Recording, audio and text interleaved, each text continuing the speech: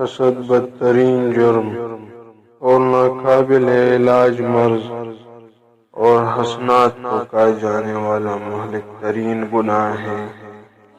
تقوی ملاک الحسنات ہے۔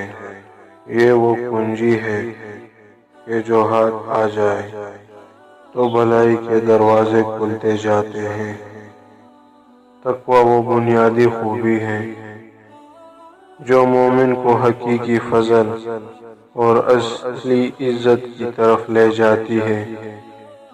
آدمی اپنا کام خود ہی بہتر طریقے سے کر سکتا ہے۔ خود گھر بیٹھا رہے اور دوسرے اس کا کام کرے، یہ بہت مشکل ہے۔ میں ادائیگی حق کے بعد راحت محسوس کرتا ہوں اور حق کو عمدہ تر کرنے والا دن مجھ پر ثقیل ہو جاتا ہے۔ دو چیزیں اللہ تعالیٰ کو بہت زیادہ پسند ہیں: اول توبہ کرنا، دوم معافی مانگنا۔ اپنے آپ کو کہیں اور جھکانے اور ذلیل کرنے سے بچا سوائے اللہ عز و جل کے۔ آدمی کو خاموشی اختیار کرنی چاہیے کیونکہ اس میں بہت سے فائدے ہیں۔